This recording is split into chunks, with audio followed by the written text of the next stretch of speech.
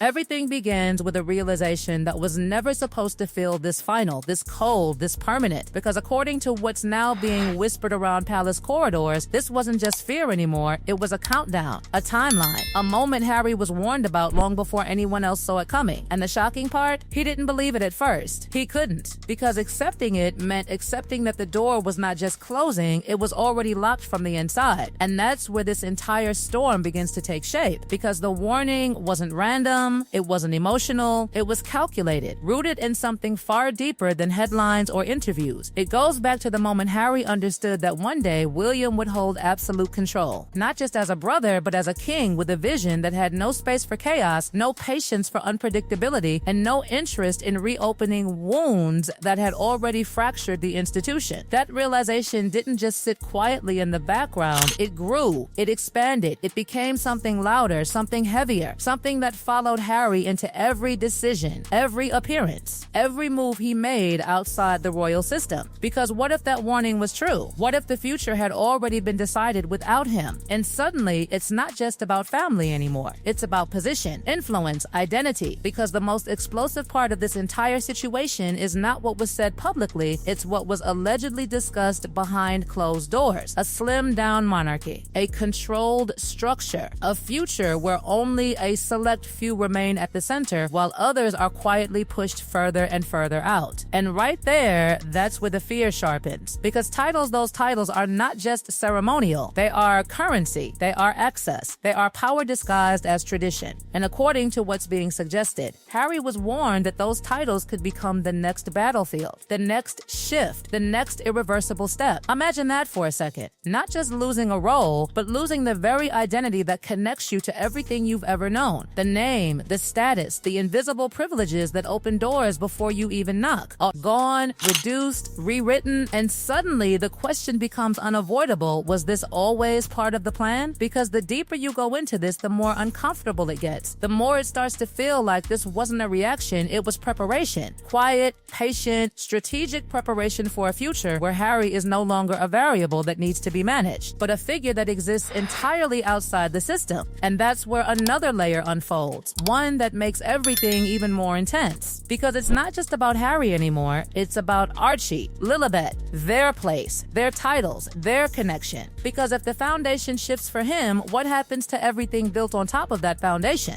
This is where the warning turns into something much bigger than personal fear. It becomes legacy fear, future fear, a quiet realization that everything connected to that royal identity could slowly lose its weight, its value, its influence. And still, there's this lingering belief, this fragile hope that maybe somehow there could be a way back, that maybe the door isn't fully closed, that maybe time could soften what feels permanent right now. But then comes the part that changes everything, because the real obstacle was never distance, it was never geography, it was never even public opinion, it was trust. And once that breaks at this level, it doesn't crack, it shatters. And now, according to what's being suggested, that trust isn't just damaged, it's gone, completely gone. And rebuilding it, that would require something Harry may not be willing or able to give. Because think about what that would mean. A public apology, not just a quiet reconciliation, but a full, visible, undeniable admission. Every interview, every statement, every moment that turned private family matters into global headlines. Addressed, corrected, owned, and the question hangs there. Heavy and unresolved, would he ever do it? Because if he doesn't, then the warning stands. Unchallenged, unchanged, moving forward exactly as predicted. And that's where the tension tightens again. Because beyond titles, beyond trust, beyond reconciliation, there's something even more fragile at stake: reputation. Because once that shifts in the public eye, once doubt replaces belief, once scrutiny replaces support, it becomes almost impossible to reverse. Every move gets questioned, every word gets dissected, every appearance becomes part of a larger narrative that refuses to settle. And this is where everything begins to tighten. Because what once sounded like speculation now starts to feel like a pattern that keeps repeating itself in different forms, different moments, different consequences, all pointing back to the same core fear that refuses to go away. Because according to what continues to surface, the situation isn't just frozen in time, it's evolving, and not in a way that offers relief. It's evolving in a way that slowly removes options, reduces flexibility, and forces reality into a shape that becomes harder and harder to escape. And the most unsettling part is that the warning was never about one single outcome. It was about a chain reaction, a series of shifts that would gradually box Harry into a position where every move feels like a reaction instead of a strategy. Because beyond the titles and the trust, there's another pressure building quietly in the background, one that doesn't always make headlines but carries serious weight behind the scenes. And that is the expectation of accountability. Not symbolic accountability, not a vague gesture, but something very direct, very public, very difficult to walk through. And according to what has been suggested, if any path toward reconciliation ever reappeared, it would come with conditions that are impossible to ignore. A public apology that goes far beyond simple words, one that touches every major moment that created distance in the first place, one that reopens everything that was already exposed to the world and demands a complete reversal of narrative. And that is where the tension becomes almost unbearable, because it's not just about whether that apology would be accepted, it's about whether it could even happen at all. Because the deeper implication here is not forgiveness, it's transformation. It's the expectation that everything said, everything done, everything presented to the world would have to be re-examined and in many cases admitted as damaging. And that level of reversal doesn't just require willingness, it requires something much harder, an ability to dismantle a version of events that has already been repeated, defended, and embedded into public perception. At the same time, another fear continues to grow in parallel, one that carries long-term consequences and stretches far beyond immediate headlines. And that is the future of the Invictus Games. Because while it remains one of the strongest pillars connected to Harry's public identity, it has also become a point of pressure, a space where expectations are high, scrutiny is intense, and outcomes are uncertain. The concern is not just about success or failure, it's about relevance, about whether the connection between Harry and the Invictus Games remains as strong and central as it once was, or whether it begins to shift in ways that slowly reduce his position within it. But perhaps the most powerful and quietly devastating realization comes from something much simpler, something that doesn't require complex explanations or insider discussions to understand. It comes from watching everything continue without interruption, watching the system adapt, adjust, and move forward without needing to pause or compensate. Because that was never supposed to happen. The expectation was different. The belief was that stepping away would create a noticeable gap, a shift that would force changes, create space, alter the structure.